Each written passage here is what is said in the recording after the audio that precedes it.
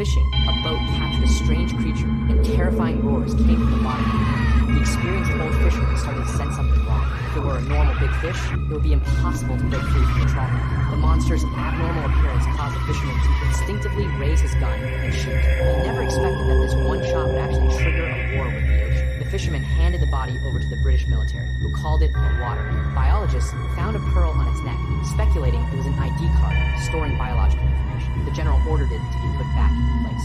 Looking at the suspended body, Soldier Buckley felt an inexplicable sense of guilt welling up in his heart. Before leaving, he secretly prayed for his alien race. Late at night, a crisis approached the warehouse where the body was stored. Corporal Morgan, who was on night watch, got up to Portee, but found the ground beneath his feet inexplicably wet.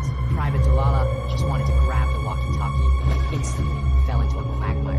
Morgan tried to save his colleague, who was still a hair's breadth away. He took out the walkie-talkie from his waist, but before he could call for reinforcements, the invading watermen had already subdued him. This was a silent warning from the watermen to humanity. The alarm sounded, and soldiers rushed into the room. The body and the guards had vanished, and the room was dead silent. Buckley noticed a protrusion on the ground and actually pulled out a complete chair. The general realized something was wrong. He took out his walkie-talkie, lay on the ground, and called the names of the two soldiers again. A burst of radio static actually came from deep beneath his feet.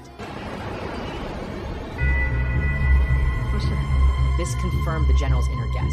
The guard soldiers were buried underground. The situation had gone beyond imagination. Once a land-sea war broke out, the consequences would be unthinkable. Humanity would face a devastating encounter. A peaceful solution was imperative. The general decided to represent all of humanity to establish friendly talks with the ocean civilization. The research department created a translation system based on the waterman's pronunciation, then waited quietly for the ocean's response. The alarm sounded again. An unknown life form was found by the seaside. The watermen appeared, thinking that the other side could turn soil into a swamp. The general dared not act rash. The technical department was ready for translation. Both sides began a normal negotiation. The general requested a ceasefire and promised not to offend the watermen. The envoy was not satisfied, however. It demanded to speak directly with the whole world. Perhaps what they wanted was not a negotiation, but to use power to make humanity submit.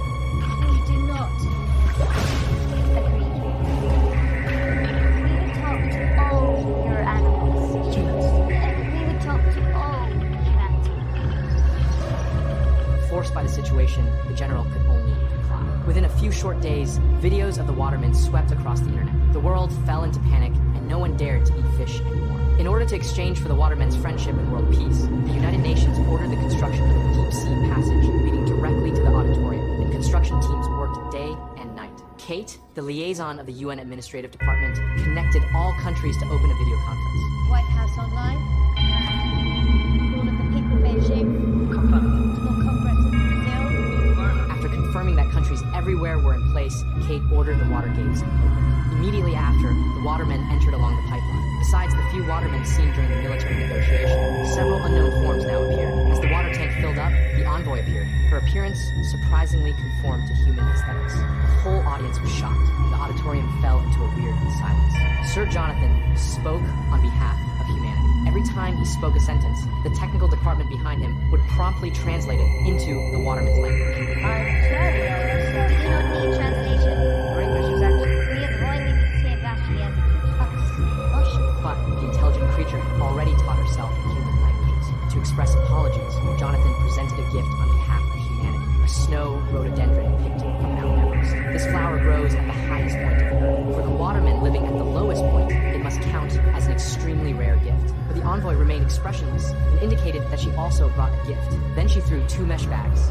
My children should have been born at the turn of the 3rd cold current, but they choked on your oil and poison and excrement. So Jonathan, go to 16, paragraph 10. With vigor, that we recognize the problem, but our solutions are remarkable. We do not know you. We would speak